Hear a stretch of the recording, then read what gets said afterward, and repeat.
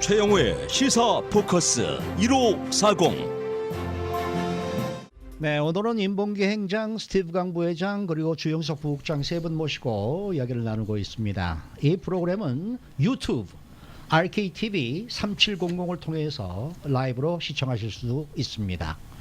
자, 트럼프 대통령이 또 하나의 이 법에 서명을 했는데 바로 대만 여행법입니다. 그래서 이 중국이 지금 즉각 반발을 했는데요. 우선 대만 여행법이 뭡니까? 그러니까 미국과 대만 간의 그 공무원들이 네. 이 모든 수준에서 자유롭게 상호 방문하면서 교류할 수 있도록 그러니까 이게 굉장히 참 대단한 사건이죠. 네. 그 1979년이었죠. 그 당시에 그 등소평 네, 네. 등소평이 미국에 와서 그 미국과 수교하면서 유일하게 내세웠던 단 하나의 조건이 중화권에서는 중국만이 유일한 국가라는 거. 국가다. 결국 그 얘기는 중국이다. 대만이란 존재를 이제 지워달라. 네, 그러면 네. 무조건 이제 수교하겠다. 이 등소평의 그 요구를 미국이 받아들이면서 네. 1979년 이후 40년을 이 하나의 중국 원칙이 유지돼 왔거든요. 네, 네. 미국이 그걸 존중해 줬습니다. 네. 근데 이 하나의 중국 원칙은 그래서 중국 입장에서는 가장 중요한 원칙이라고 할 수 있는데 국제사회에서 네. 이걸 지금 트럼프 대통령이 깨버린 거죠. 완전히 네, 깨버린 네. 거죠. 네. 그러니까 대만을 다시 이제 국가로서 인정하는 단계로 다시 나가는 것으로 보이고요. 지금은 영국 그 데일리 이 보도를 보면 데일리 메일 보도를 보면 올해 안에 파이낸셜 타임스군요. 파이낸셜 타임스 보도를 보면 미국이 올해 안에 대만의 비공식 대사관을 개소할 예정이라고까지 지금 보도를 하고 그 있습니다. 정도까지입니까? 그러니까 완전히 하나의 중국을 이제 깨트리는 것 같아요. 그리고 앞으로 대만에 더 많은 무기를 더 자주 판매하겠다는 얘기까지 하니까요. 이건 뭐 완전히 이 트럼프 대통령이 이 시진핑의 소위 얘기하는 영린을 이제 건드린 것 같은데요. 네. 이 등소평 이후에 40년간 유지되어 온 하나의 중국 원칙을 이제 완전히 깨트리는 단계까지 왔고, 이 얘기는 역시 그 중국이 그 40년 동안 네. 미국과 손을 잡고 나름대로 밀월 관계를 형성했습니다.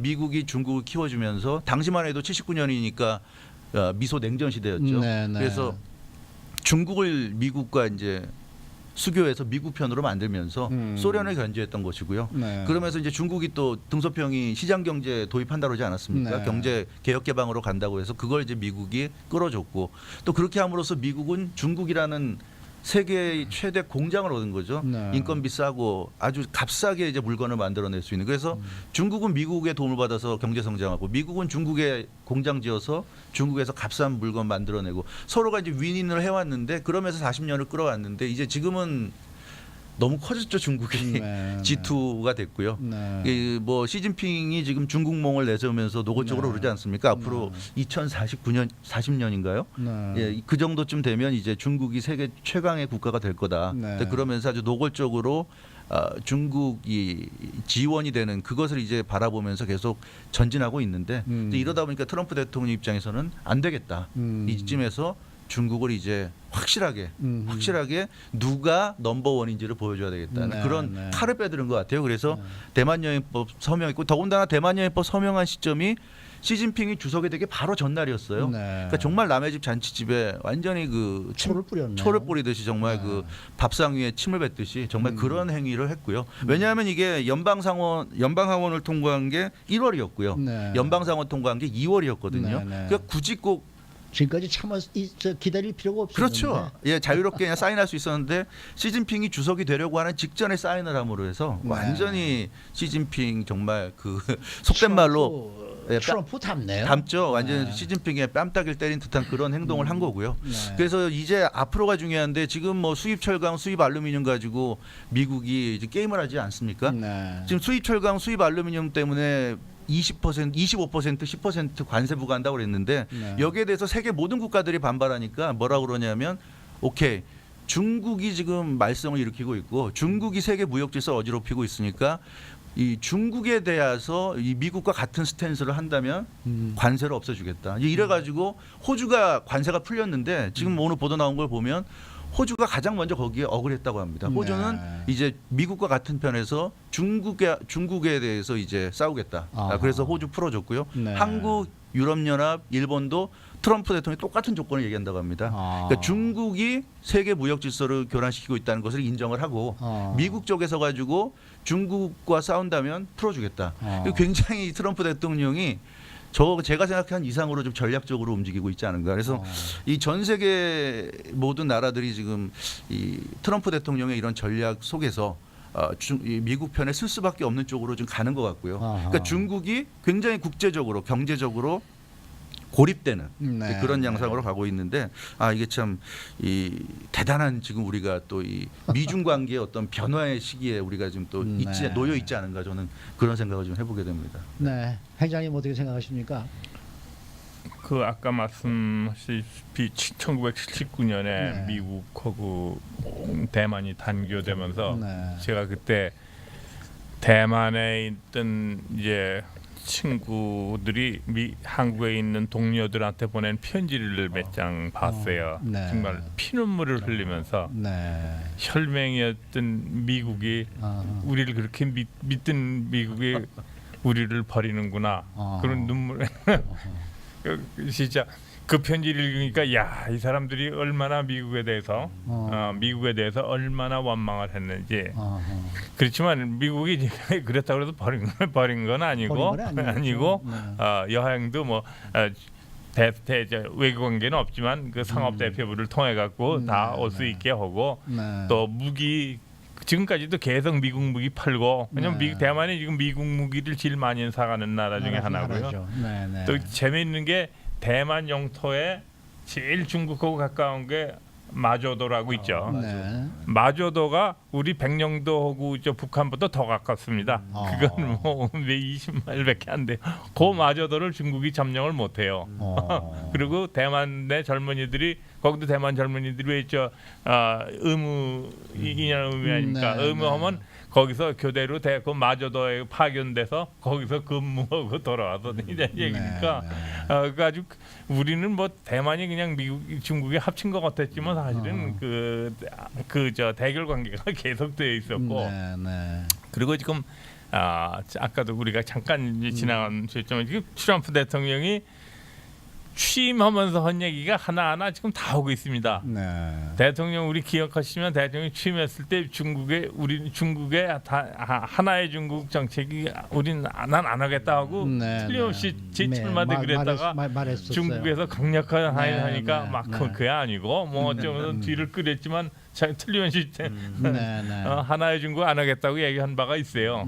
그러니까 그거 지금 실현하는 것 같아요. 그래서 그런 면에서 볼 땐 뭐 중국을 견제한다는 의미에서는 뭐 잘하는 것 같은데 이제 이게 실효가 어떨지 또 앞으로 뭐 중국에 대해서 특히 중국으로부터의 수입에 대해서 특별 관세를 물리겠다고 하니까 그걸 뭘 하는지 그리고 아까 철강 수입 관세는 사실 중국이 미국에 들어오는 중국에서 미국으로 오는 수출이 그렇게 많지가 않았어요. 퍼센테이지를 봐서 굉장히 작더라고요.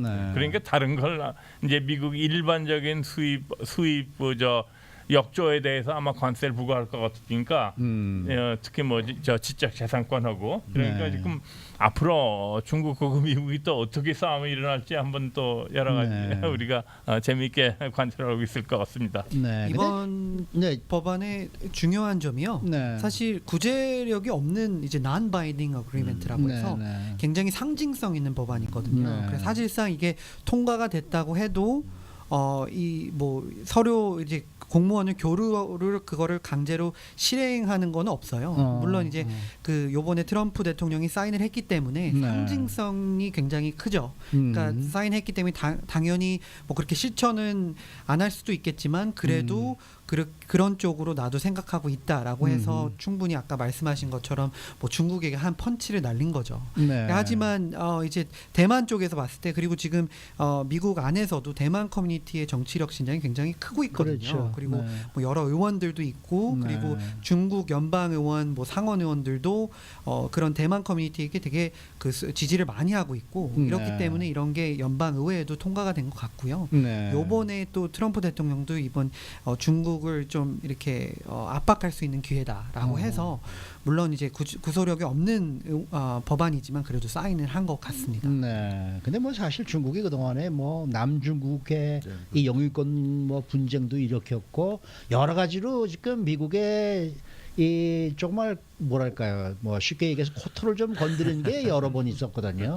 그러니까 미국으로서는 중국에다가 어떤 좀 한 번 정도의 큰 브레이크를 걸어야 되겠다라는 그러한 결심을 하게 만든 건 사실 중국 아니겠습니까? 맞습니다. 네. 그러니까 지금 시진핑 주석이 부르짖는 게 중국의 굴기, 제굴기인데 그렇죠. 네. 그 뭐를 저거를 하냐니까 참고를 하냐니까 옛날 한나라 때인가요? 장관인가요? 장관. 네. 이제 또 그런 야그들이 선단을 이끌고 이 남진아를 다 넘고 지나서 네. 인도양을 지나서 인도양까지 다 커버해서 저 북아프리카 이쪽 네. 동해안까지 그때 중국의 영향을 거기 다 미쳤거든요. 네. 그거를 다시 해보겠다는 거니까 네. 전 세계를 지금 상대로 이제 싸움을 시작하는 겁니다. 그러니까 중국이 더 크기 전에 한 번 정도 이 브레이크를 걸어보겠다는 이 트럼프 대통령의 의도는 사실 어떻게 보면은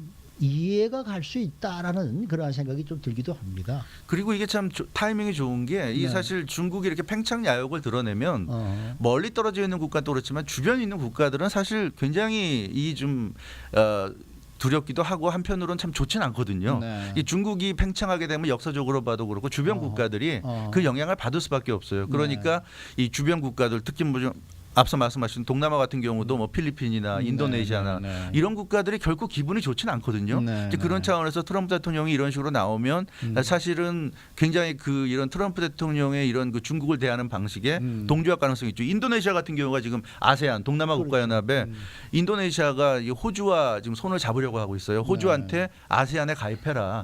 인도네시아와 호주가 굉장히 가깝게 붙어 있으니까 이게 사실은 근데 전통적으로 인도네시아와 호주는 굉장히 사이가 안 좋은 국가인데 그럼에도 불구하고 중국이라는 이제 공통의 적 때문에 호주는 원래부터 중국을 싫어했고요.